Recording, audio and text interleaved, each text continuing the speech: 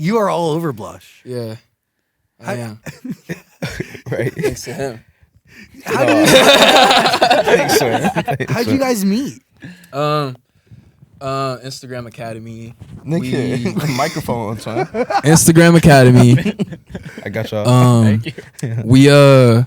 I was at like home one night, and then he hit me up. I know exactly what he said. This nigga, he was like, "Howdy," and like texted me like, "Howdy," like you would never say that shit in LA, twin. You'd be like, "Hey, like, let's go to Air One. I want you on my album." But nah, he hit me up. He was like, "Howdy," and I responded. I was low key like a little jaded. I was like, "Oh shit!" Like, Okay. this is random as fuck. Cause like, bro's in with the culture and shit. You were So happy.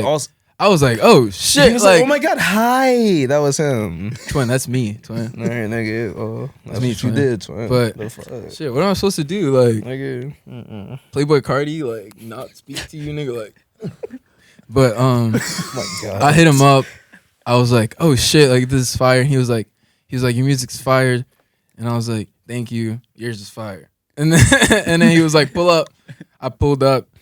It was like 12 a.m. when I pulled up, actually. And you're in then we, Texas like- at the time? Yeah, Houston, Texas.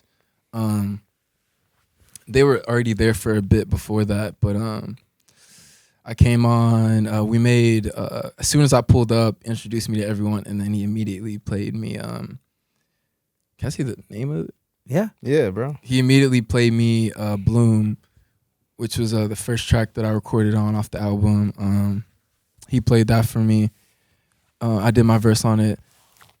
I think they were also like hella surprised because they like thought I don't know if they thought I pitched my voice up or something, but that was pretty like funny to see.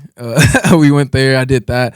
Next, I think we did another song that night too. I think it was Yoko Ono that same night.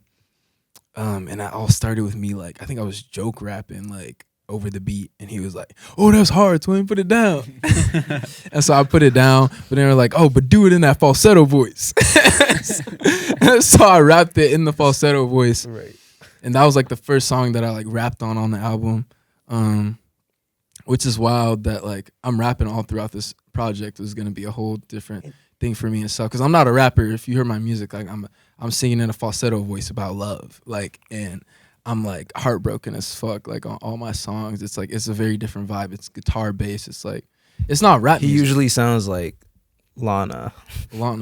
So I'm nigga Del Rey. Nigga Del Rey. do you just walk into these two in the studio? So it's Quadeca and Kevin? Or I didn't show up meet- till later. Yeah, he didn't Right. show up till later. Blush Dome.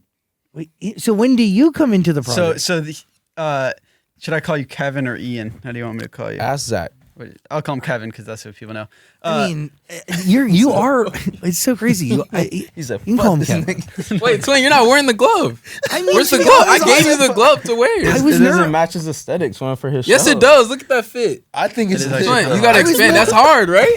I like it. Y'all hate I feel like I'm ready to either like drive a really large sedan or Give me my shovel glove snow.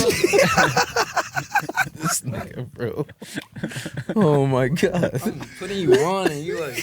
No, you are putting me on. Thanks for the attempt. No, thank you. Wait. I like where we're going with the Ben question. Yeah, so Yes.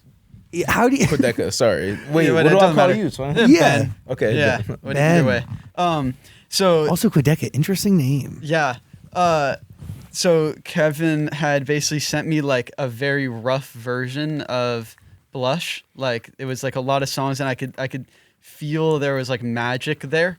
But it was super rough. Like the mixes were all over the place, and there was certain things like we got to cut that. Like I immediately went into like Curation brain, and I was like, you need a song like this, you need a song like this. Like you should cut this. You should do a verse here. You know what I mean? Like I just couldn't help myself but give like the most annoying notes. But I was very excited by the project because it felt like the kind of album that like everybody's been waiting for Kevin to make for like his whole career. You know what I mean? Like, because you know, in Brockhampton and all these different phases that you've been in, you've dabbled in so many ways, but in terms of like a solo album from you, like you've never done something that's had this much variety, but that's still so you know what I mean? And that the idea of that created like a very interesting opportunity that like I wanted to help facilitate, because I feel like I could see his vision, and I wanted to help make it as good as I could, you know. 18 songs, like how many songs is the whole thing done when you get it, or? There was probably like 10 of the songs that are on the final version in earlier stages. And then there was some old song, because we met couple years ago, you know, a similar kind of thing where it's like an internet. He's like the greatest reaching out curator like I've ever witnessed. Kevin will just DM anybody whenever he feels like it, and the shit that he's got on his phone, he's like, oh, this person just listened to the album, this person wants to hop on it. It's like absolutely insane. And I was I guess a product of that, where he liked a song or two that I did and was like, let's work. And then I think we connected a lot in the studio, and I as just a big fan of him over the years, it's almost like this moment where when you're a fan of somebody and you want to see them do a certain thing, but like I actually have the ability to do it. You know what I mean? I'm like, I could just produce anything, and if we trust each other's creativity and our vision, and like we try hard enough, we could actually do it and fulfill some of this, potential that I see from like a third person perspective, and do it collaboratively. So yeah, and we had worked on this project called Glue that was scrapped and never came out, and the songs were so good, and I was like still salty about that. I was like, bro, how are you never gonna put out this song and whatever? So I kind of convinced him to put a couple of those songs on this album, and just it felt like a realization of a lot of the ideas that we had started, and then I think just through our creative relationship, he gave me a lot of the reins to like make hard choices and kind of be an asshole and be like, let's cut this, and no, we need this song on here. Why is that important for you? Like, why do you need that? I'm already making so many hard decisions for the record, and I feel like it's nice to have someone who's like, he wasn't living in Texas with us like full time, so it's nice to have someone that I trust creatively be like, actually, you're fried for this part. Lose that verse, replace his verse. Like, it's nice to have someone to like produce with in that way. Yeah, it's just like beyond comforting. It's like productive, because I'm trying to make something that will last for a very long time. So do you think the best the way to get that product is by having other people decide what stays or what goes? Or yeah, at times it's like, I love, like, it's very Warholian of me. Like, I love Warhol. I love Warholian? Did you just make that up? No, that's a thing. Warholian? Is that real? Google Yeah. it. Can someone Google that real quick? I believe he is correct. It's a thing. That's fire.